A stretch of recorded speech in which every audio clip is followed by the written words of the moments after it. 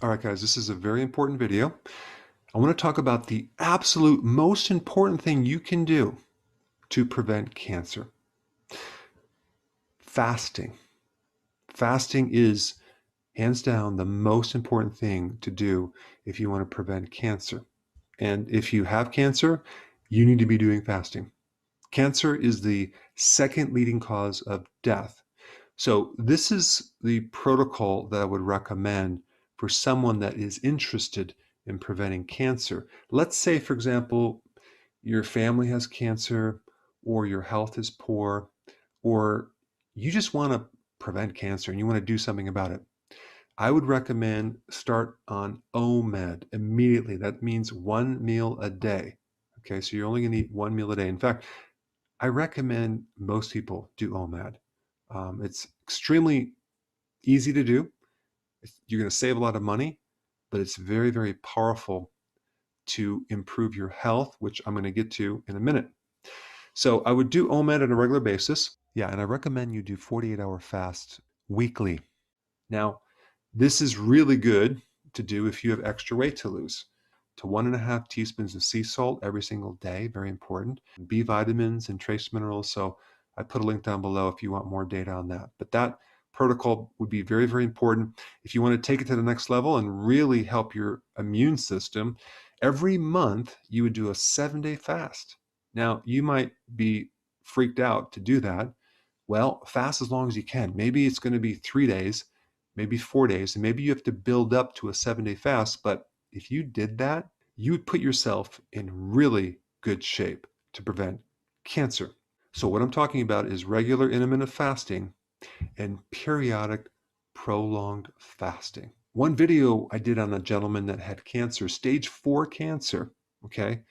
He did some serious fasting and he was expected to die within a month. It's been 2 years. He's doing great. His doctor can't find any cancer. He did a lot of fasting. He did more intense fasting than what I'm talking about. But what I'm talking about is how to prevent cancer. Okay, so I'm not primarily talking about people who already have cancer. All right, let's talk about why fasting would help prevent cancer.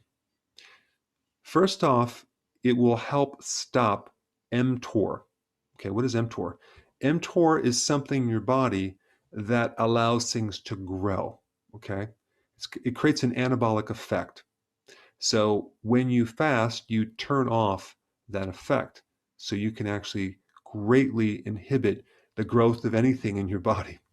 Okay, it also decreases IGF, which is another growth factor. So you're shutting down mTOR and IGF. So that right there is a powerful effect on cancer. Number two, autophagy. Autophagy is a condition where your body is recycling the old damaged junk, okay? Let's say your mitochondria are damaged or you have dead red blood cells. Your body is going to actually clean all that up. And since cancer originates with damaged mitochondria, if you can clean that up, there's not enough damaged mitochondria to turn into cancer, which then these cancer cells become immortal, which kind of sucks because your cells have a time limit, but cancer cells can live forever. All right, number three, you actually generate brand new stem cells for your immune system. You're actually building a new immune system. And guess what? Your immune system not only fights pathogens, it kills cancer. It kills cancer cells on a regular basis. So if you have a powerful, strong immune system, you are very protected. Number four, fasting drops inflammation.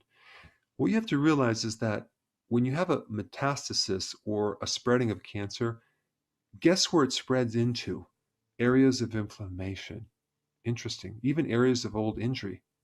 So by doing fasting, you just drop inflammation. All right, number five. And this pretty much pertains to someone that has cancer and is on chemotherapy. Let's say they decided to do chemotherapy or radiation therapy. Fasting increases resistance for your normal cells when they're exposed to chemotherapy and radiation. Incredible. But the cancer cells don't get that resistance they're more sensitized to chemotherapy and radiation therapy. Interesting. All right, so what if you already have cancer? Okay, I'm not going to do a whole video on that, but I want to give you some tips on some natural things that I would recommend. And my disclaimer is I'm not telling you this is going to cure anything. Check with your doctor before taking anything. Okay. Alpha lipoic acid, 0.4 to 0.8 grams per day. You start off small amounts and you gradually increase over 2 to 3 weeks. Okay, next remedy would be Garcinia. Another name for Garcinia is hydroxycitrate. Between 1.2 to 3 grams.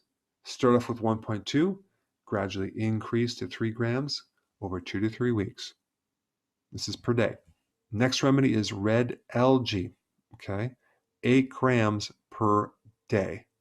Next remedy is black seed oil. You can get in 500 milligrams twice a day. Consume a lot of garlic. If you can't eat garlic, take them in tablets. A lot of garlic is very, very important. Next remedy is green tea. You can also get this as a supplement or consume it through the day. And lastly, you want to consume a lot of cruciferous vegetables.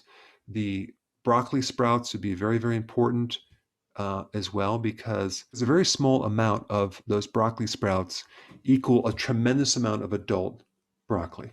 All right, guys, thanks for watching.